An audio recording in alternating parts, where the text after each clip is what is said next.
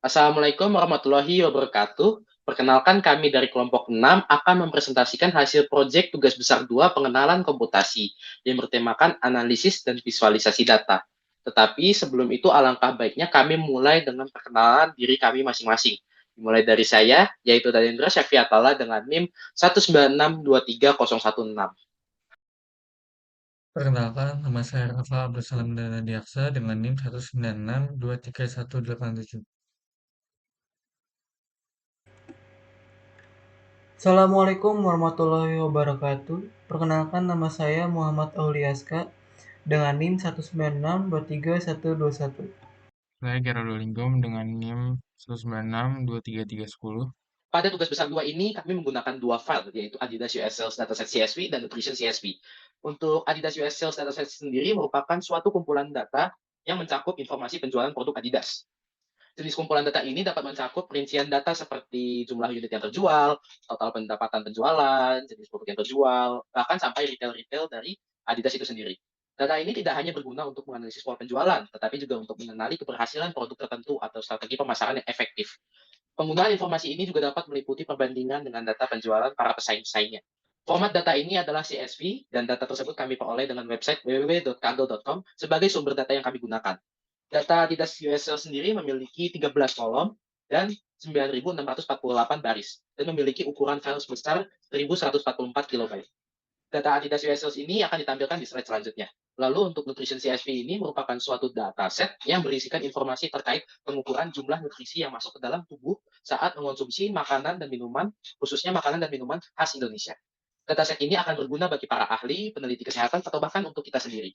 Selain itu, dataset ini juga bisa menjadi sumber informasi yang berguna bagi perusahaan makanan atau minuman dalam pengembangan produk baru atau perbaikan formula makanan yang lebih sehat bagi perusahaan mereka.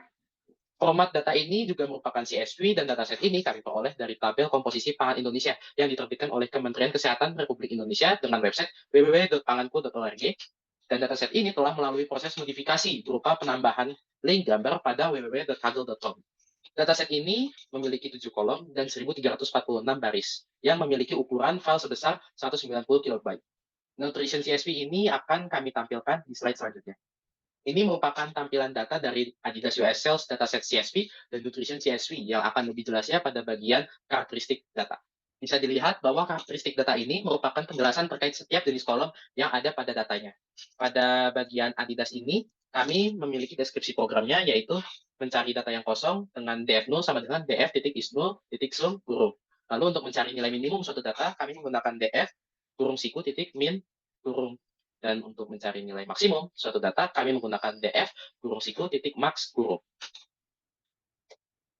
Bisa terlihat bahwa ini merupakan penjelasan dari setiap kolom-kolom yang ada pada Adidas US Sales Dataset CSV. Dan dapat dilihat bahwa data yang kosong pada keseluruhan ini tidak ada. Selanjutnya, karakteristik data pada nutrition.csv dengan deskripsi programnya, yaitu sama seperti sebelumnya, mencari data yang kosong dengan df0 sama dengan df.is0.sum kurung, dan mencari nilai minimum suatu data dengan df kurung siku titik min kurung.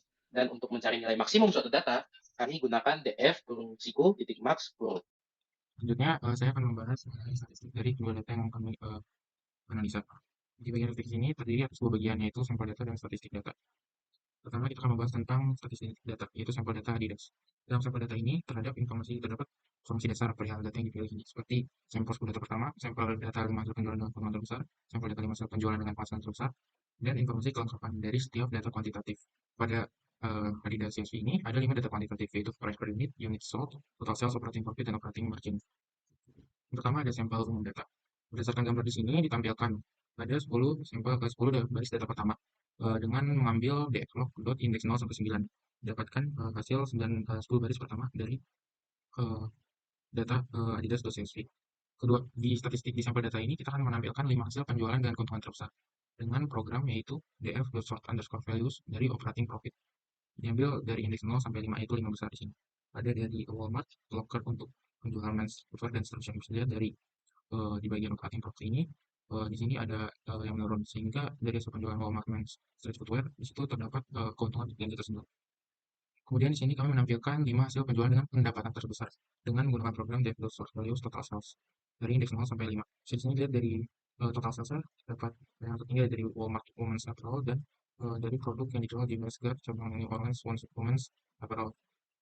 Kemudian lanjut, di sini kami akan menampilkan dari sampel data, kami akan menampilkan sampel data baris pertama.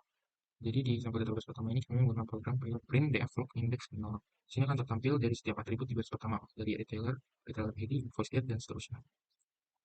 Kemudian di sampel data berikutnya kami menampilkan data terakhir dari adidas.csv, yaitu yang ada pada baris 9648 dengan menggunakan program printdf.ilog index 1. Di sini tertampil seluruh atribut yang ada di baris terakhir dari file adidas.csv. Kedua, pada bagian ini di statistik data kami akan menampilkan statistik data, yaitu berupa analisa yang kami dapatkan dari adidas.csv. Di statistik data ini kami menganalisa mulai dari ya rata-rata, standar deviasi, persentil dari 0,1, 0,25, 50, 0,5, 0,75, dan 0,9, serta nilai maksimum dan minimum. Nah, dari setiap atribut, maksud dari nilai maksimum dan minimum tersebut pasti ada memiliki arti tersendiri. Dan juga distribusi frekuensi dari setiap atribut yang ada di atribut kuantitatif yang ada di adidas.csv. Nah, untuk menampilkan distribusi frekuensi, kami menggunakan import library yaitu matplotlib. Kemudian di sini yang pertama, saya akan menjelaskan mengenai analisis statistik dari atribut kuantitatif price per unit. Jadi di kode pertama ini terdapat untuk menampilkan model rata-rata, yang maksimum minimum, dan percentiles yang tadi saya sebutkan pertama. Kemudian di baris ini ditampilkan mengenai distribusi frekuensi dari price per unit. Dan terakhir kami menggunakan visualisasi berupa bar horizontal untuk mempermudah pengambilan kesimpulan kami terhadap atribut kuantitatif price per unit. Ini merupakan gambar ini merupakan statistik dari atribut kuantitatif price per unit. Di sini merupakan nilai maksimum, nilai minimum, dan distribusi frekuensi. Berdasarkan seluruh statistik ini didapatkan bahwa harga tertinggi dari seluruh produk Adidas yang terjual itu sebesar 110 US dollar. Kemudian data harga terendah dari seluruh produk Adidas yang terjual itu sebesar 7 US dollar. Kemudian juga disimpulkan rata-rata dari harga seluruh produk yang terjual di Adidas ada di sekitar 4,521 US dollar. Kemudian dari distribusi frekuensi ini kami menyimpulkan harga terbanyak dari seluruh item itu modusnya ada di harga 50, sebanyak 675 produk yang seharga 50 dolar. Kemudian harga paling sedikit yang muncul dari seluruh produk Adidas yang terjual itu ada di 97, 88, ada di 101 dolar, 98 dolar, dan 8 dolar. Kemudian saya akan menjelaskan analisis data statistik dari unit sold. Sini terlihat kode yang sama di bagian sebelumnya, tetapi atribut yang kita gunakan adalah unit sold. Unit sold adalah banyaknya dari setiap penjualan produk yang terjual.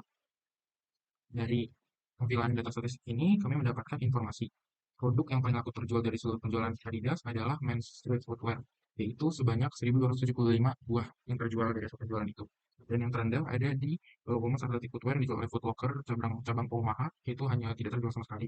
Dan rata-rata dari seluruh penjualan produk Adidas itu sekitar 257 buah di sini. Kemudian dengan distribusi frekuensinya di sini yang kedua cukup rata, bisa dilihat dari persenan nilai yang tidak terlalu jauh, namun ada beberapa data dominan seperti 225, 150, dan seterusnya. Yang ketiga, pada sekarang saya akan menjelaskan atribut kuantitatif dari total sales. Di sini juga sama, diganti menjadi atribut total sales. Dari tampilan ini kita menyimpulkan bahwa pendapatan tertinggi dari seluruh kantong produk Adidas berasal dari penjualan Women's Apparel di Walmart cabang Orlando. Dan yang terendah itu ada di penjualan Women's Athletic Footwear dari unit sold yang tidak terjual sama sekali. Dan rata-rata dari pendapatan seluruh hasil penjualan itu sekitar 93.271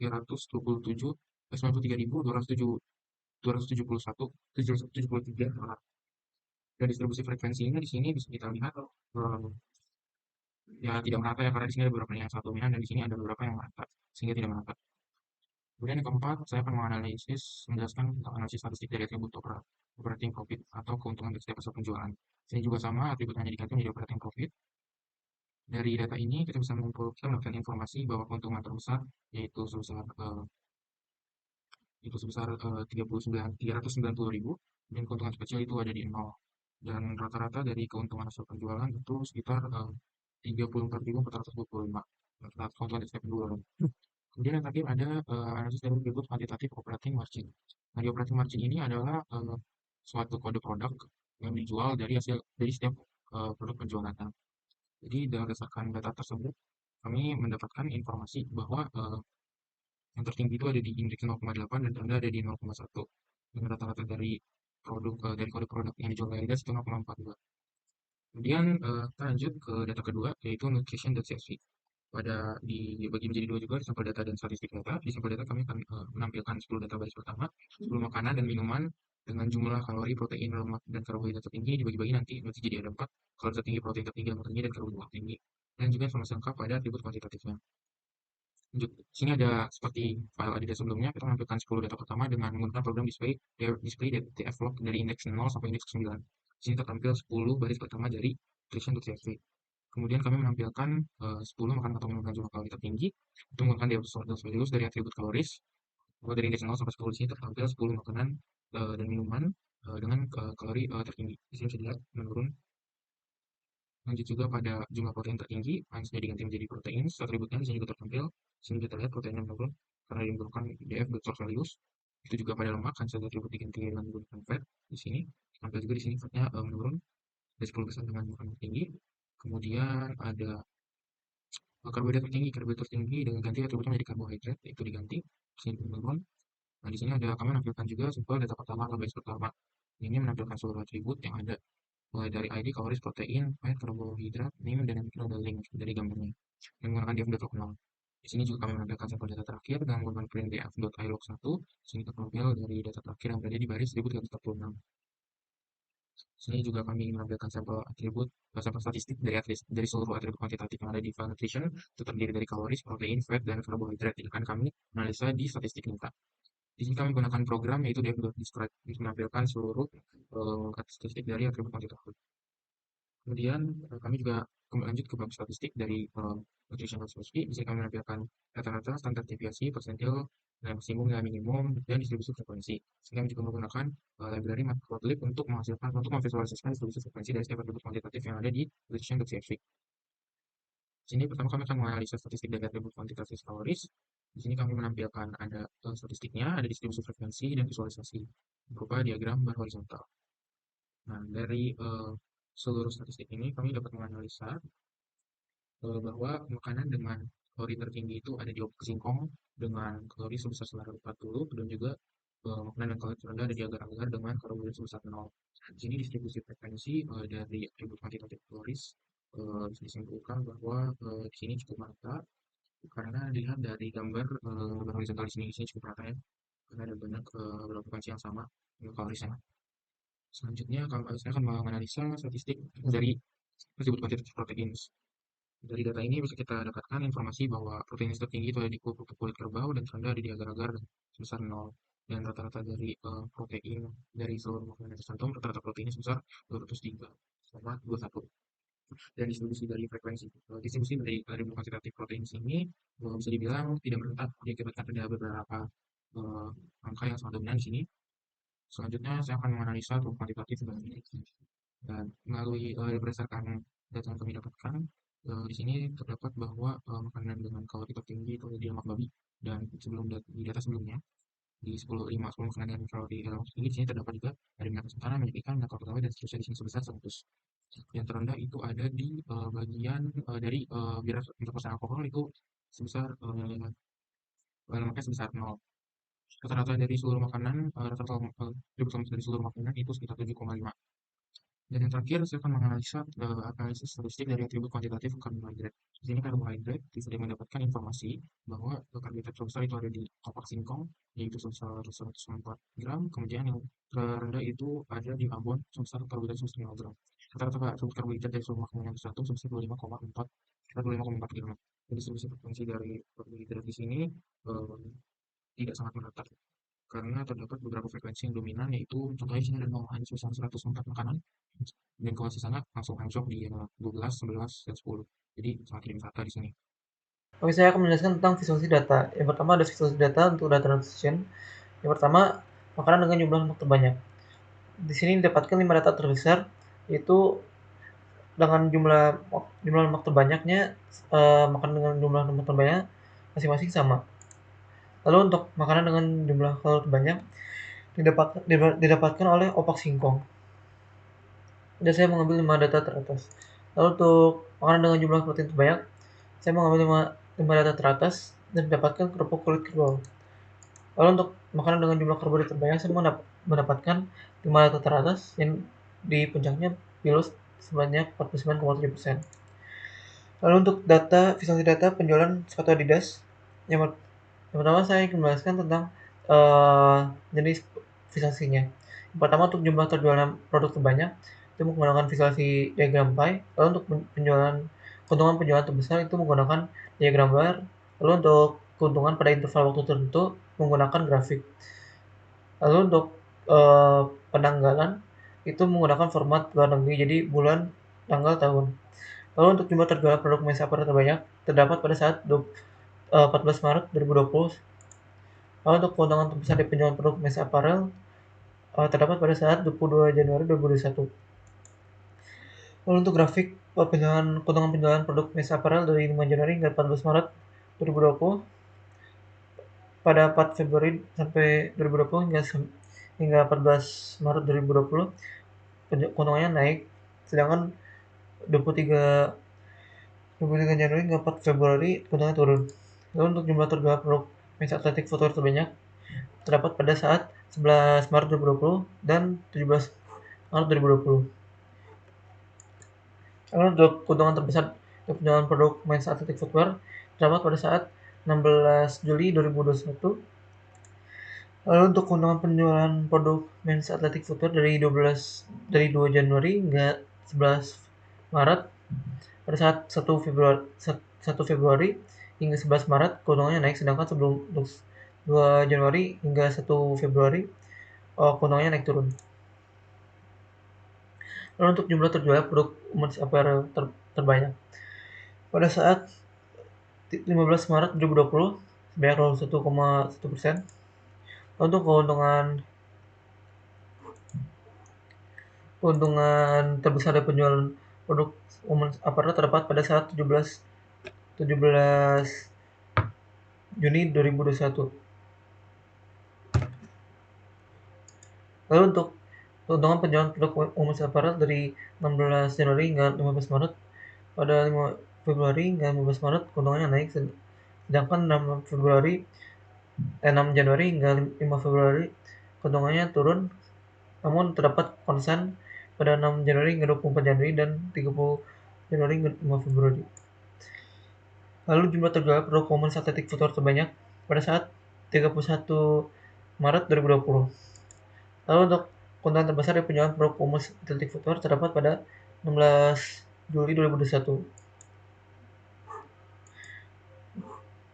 Lalu untuk keuntungan dalam produk women's athletic footwear dari 4 Januari hingga 13 Maret pada 28 Januari hingga 7 Maret keuntungannya naik, namun konstan pada 7 Maret hingga 13 Maret. Lalu untuk 14 Januari hingga 28 Januari keuntungannya turun. Lalu untuk jumlah terjual produk men's street footwear terbanyak pada saat 10 Maret 2020. Lalu untuk keuntungan terbesar dari penjualan produk men's street footwear terdapat pada 3 Mei 2020. Lalu untuk grafik keuntungan penjualan produk men's street footwear dari 1 Januari hingga 10 Maret. Pada 31 Januari hingga 10 Maret keuntungannya naik, sedangkan 1 Januari hingga 31 Maret keuntungannya naik turun. Lalu untuk jumlah terjualnya produk women's street footwear terbanyak pada saat 26 Agustus 2020 dan 1 September 2020. Lalu untuk keuntungan terbesar dari penjualan produk women's street footwear terbanyak terbesar terdapat pada 16 Juli 2021. Lalu untuk grafik keuntungan penjualan produk women's street footwear dari 3 Januari hingga 12 Maret.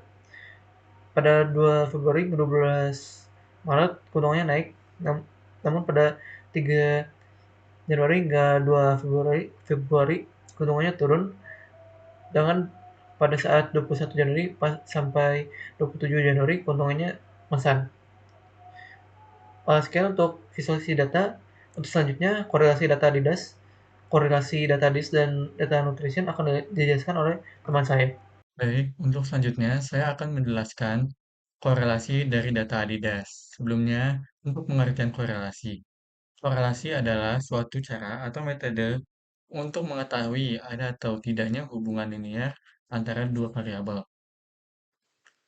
Untuk korelasi yang pertama ada data price per unit dan unit sold. Dapat dilihat di sini grafiknya dan didapati bahwa angka koefisien dari dua data tersebut sebesar 0,2658. Sehingga jika angka tersebut dibulatkan, angka tersebut lebih mendekat ke angka 0 dan dapat disimpulkan bahwa kedua data tersebut tidak berkorelasi. Selanjutnya ada korelasi dari data price per unit dan total sales. Berikut grafiknya dan didapati bahwa angka koefisien korelasi dari dua data tersebut sebesar 0,4358.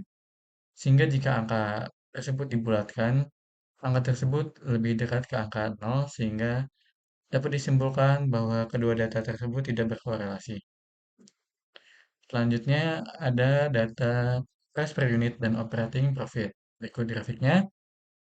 Dan didapati bahwa angka koefisien korelasi dari dua data tersebut sebesar 0,3945.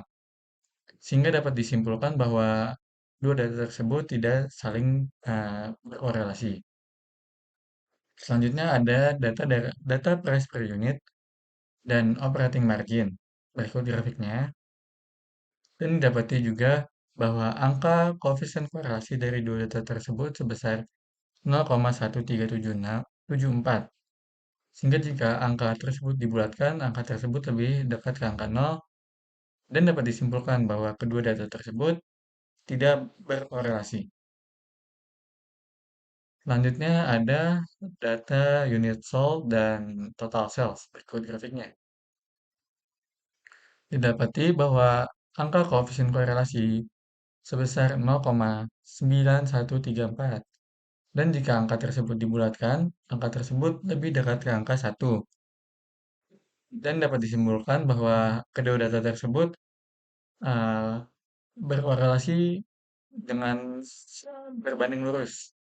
Berikutnya ada data unit sold dan operating profit. Berikut grafiknya. Didapati juga bahwa angka koefisien korelasi sebesar 0,8923. Dan jika angka tersebut dibulatkan, angka tersebut lebih dekat ke angka 1.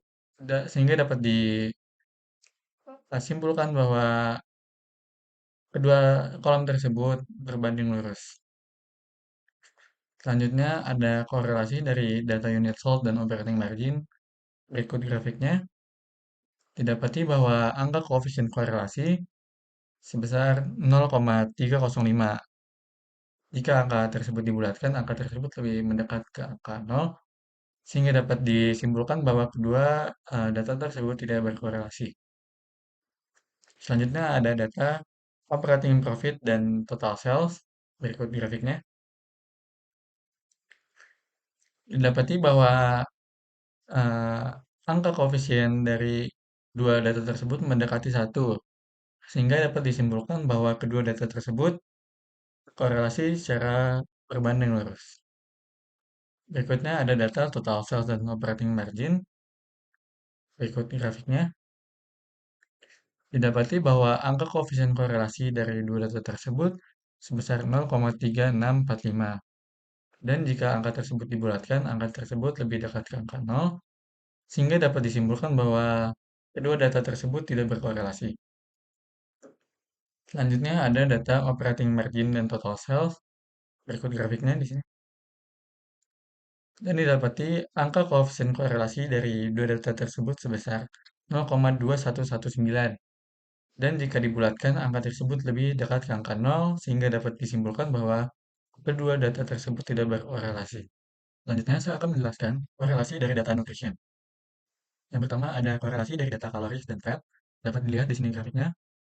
Didapati bahwa angka koefisien korelasi dari dua data tersebut sebesar 0,7378. Dan jika angka tersebut dibulatkan, angka tersebut lebih dekat ke angka 1, sehingga dapat disimpulkan bahwa kedua data tersebut berkorelasi berbanding lurus. Selanjutnya ada data kaloris dan protein. Berikut grafiknya. Didapati bahwa angka koefisien korelasi dari dua data tersebut sebesar 0,3543, sehingga jika angka tersebut dibulatkan, angka tersebut lebih dekat ke angka 0, dan dapat disimpulkan bahwa kedua data tersebut tidak berkorelasi. Selanjutnya ada data kaloris dan karbohidrat. Berikut grafiknya. Dan didapati bahwa angka koefisien dari korelasi dua data tersebut sebesar 0,4483. Dan jika angka tersebut dibulatkan, angka tersebut lebih dekat ke angka 0, sehingga dapat disimpulkan bahwa dua data tersebut tidak berkorelasi. Selanjutnya ada data fat dan protein, berikut grafiknya. Dan didapati bahwa angka koefisien korelasi dari dua data tersebut sebesar 0,225, sehingga jika angka tersebut dibulatkan, angka tersebut lebih dekat ke angka 0, dan dapat disimpulkan bahwa kedua data tersebut tidak berkorelasi. Selanjutnya ada data protein dan karbohidrat, berikut grafiknya. Didapati bahwa angka koefisien korelasi dari dua data tersebut sebesar 0,1332, dan jika angka tersebut dibulatkan, angka tersebut lebih dekat ke angka 0, sehingga dapat disimpulkan bahwa kedua data tersebut tidak berkorelasi. Selanjutnya ada korelasi dari data fat dan karbohidrat, berikut grafiknya. Dan didapati bahwa angka koefisien korelasi dari dua data tersebut sebesar 0,00397. Dan jika angka tersebut dibulatkan, angka tersebut lebih dekat ke angka 0, sehingga dapat disimpulkan bahwa kedua data tersebut tidak berkorelasi. Sekarang kita memasuki tahap terakhir dari visualisasi dan analisis data, yaitu data cleansing. Setelah melewati tahap pemeriksaan dengan baik, kedua file CSV ini memiliki hasil yang baik. Semua data-data dalam file tersebut telah diperiksa untuk memastikan tidak ada nilai kosong-kosong atau missing value yang tersisa. Setiap kolom dalam file CSV telah diperiksa secara menyeluruh untuk memastikan bahwa tidak ada nilai yang hilang atau tidak terisi yang dapat mengganggu analisis data. Hal ini memungkinkan kelancaran analisis tanpa ada kekhawatiran terhadap keberadaan data yang kosong yang dapat mempengaruhi hasil akhirnya. Selain itu, pada kedua file CSV, tidak terdapat input yang salah tempat atau tercampur antara kolom. Ini memastikan bahwa setiap informasi yang terkandung dalam dataset itu berada pada tempatnya yang tepat, sehingga memudahkan pengolahan dan analisis data yang akurat. Namun, ketika kami melakukan cleansing data, kami melihat pada keseluruhan data dari dua file itu ada kekurangan di Adidas US Sales Dataset CSV. Sebagai contohnya pada harga per unit. Itu tercantum $50 dan jumlah unit yang terjual tercantum 1.200 dan telah terverifikasi di datanya. Namun pada saat menghitung total penjualan, kami melihat suatu kesalahan, yaitu data menunjukkan pada total penjualan itu sebesar $600.000. Namun perhitungan yang benar seharusnya menghasilkan $60.000. Seluruh kesalahan yang tersorot dari keseluruhan data itu adalah adanya kekurangan satu digit angka 0 pada total penjualan. Salah satu kemungkinan terjadinya kesalahan ini adalah adanya kesalahan dalam proses perhitungan yang digunakan untuk menghitung total penjualan data. Solusi yang tepat untuk mengatasi hal tersebut adalah melakukan pengecekan kembali rumus yang digunakan dan memastikan bahwa perhitungan tersebut telah benar, yaitu mengalihkan harga per unit dengan jumlah unit yang terjual. Namun, kesalahan juga bisa terjadi jika ada asumsi yang salah dalam interpretasi datanya. Untuk menangani hal ini, perlu dilakukan verifikasi ulang terhadap bagaimana data tersebut seharusnya digunakan. Selanjutnya, saya akan membahas mengenai kesimpulan dari laporan kami. Kesimpulannya untuk dari format dan sumber data, dimensi data, dan size file data. Jadi pada laporan ini kami menggunakan data dengan menggunakan format dari CSV atau comma separated values. Kami menggunakan dua data dengan judul yang pertama itu Adidas US Sales Datasets dan Nutrition.csv. Untuk Adidas itu merupakan suatu kumpulan data yang menampilkan informasi penjualan produk Adidas. Sedangkan untuk Nutrition.csv adalah suatu dataset yang berisikan informasi memberikan terkait pengukuran jumlah nutrisi yang masuk ke dalam tubuh saat mengonsumsi suatu makanan atau minuman yang terdata. Untuk Adidas US Sales Datasets, kami mengambilnya dari www.kaggle.com, dan Nutrition kami mengambilnya melalui www.kaggle.com. Untuk Adidas memiliki 13 kolom dan 9.648 baris, serta memiliki ukuran file sebesar 1.144 KB, dan untuk Nutrition.csv memiliki 7 kolom dan 1.346 baris dengan besar file sebesar 190 KB. Untuk simpulan dari poin 2, makna dan karakteristik datanya, untuk setiap atribut baik kuantitatif dan continuous dan lain-lainnya, kami telah memberikan penjelasan di laporan kami. Di situ bisa dilihat bahwa setiap atribut memiliki arti yang berhubungan dengan judul data tersebut dan isi dari data tersebut. Untuk sampel data, terdapat informasi perihal data yang dipilih seperti 10 data pertama, sampel 5 data hasil penjualan yang tergolong terbesar, 5 data penjualan pasang terbesar, dan seluruh informasi statistik mengenai atribut data kuantitatif dari setiap data. Data kuantitatif dari Adidas.csv itu ada price per unit, units sold, total sales, operating margin, dan operating profit. Dan untuk nutrition itu ada calories, protein, fat, dan karbohidrat. Untuk kesimpulan dari penjelasan statistik data, Kami menampilkan rata-rata standar deviasi, persentil, nilai maksimum dan nilai minimum, serta distribusi frekuensi melalui bar horizontal maupun pie. Di situ pada laporan kami terdapat jelas informasi apa yang kami dapatkan dari arti nilai maksimum dan nilai minimum, rata-rata dan sebaran atau distribusi frekuensi setiap data. Untuk kesimpulan pada visualisasi data, untuk file Adidas kami menampilkan 5 nilai tertinggi dari setiap atribut kuantitatif. Dari mulai itu untuk nutrition.csv, dan sedangkan untuk adidas.csv kami memvisualisasikan tanggal di mana produk terjual terbanyak melalui diagram pie dan keuntungan terbesar dari hasil penjualan per jenis produk menggunakan diagram batang dan diagram garis. Kemudian untuk kesimpulan pada korelasi setiap atribut kuantitatif dari data, kami menemukan korelasi dari setiap atribut kuantitatif. Dengan dapat kami simpulkan terdapat dua jenis korelasi, yaitu jika angka korelasi mendekati 0, maka kedua atribut tidak berkorelasi. Dan jika angka korelasi mendekati 1, maka kedua atribut berbanding lurus. Dan yang terakhir yaitu kesimpulan mengenai tingkat kekotoran data yang kosong ataupun salah. Untuk Adidas US Sales Dataset cukup baik dan cukup bersih setelah melalui proses cleansing, tidak ada kekosongan data. Namun, ketika melakukan proses cleansing, kami menemukan bahwa terdapat salah satu data di atribut total sales, yang itu kemungkinan terdapat kesalahan pada rumus menghitung total penjualan dan kesalahan pada interpretasi data. Sedangkan untuk nutrition.csv, tingkat kekotorannya sangat bersih, tidak ada lagi kekosongan data, tidak terjadi kesalahan penempatan data, dan juga atribut link yang ada pada file tersebut bisa diakses sebagai pelengkap informasi dari dataset. Baik, tak terasa pemaparan yang kami sampaikan telah selesai. Kami ucapkan terima kasih atas arahan dan bimbingannya, terutama pada Bu Pradita dan Pak Arifal sebagai dosen pengampu mata kuliah pengenalan komputasi kami. Mohon maaf bila ada kekurangan atau salah kata. Terima kasih. Wassalamualaikum warahmatullahi wabarakatuh.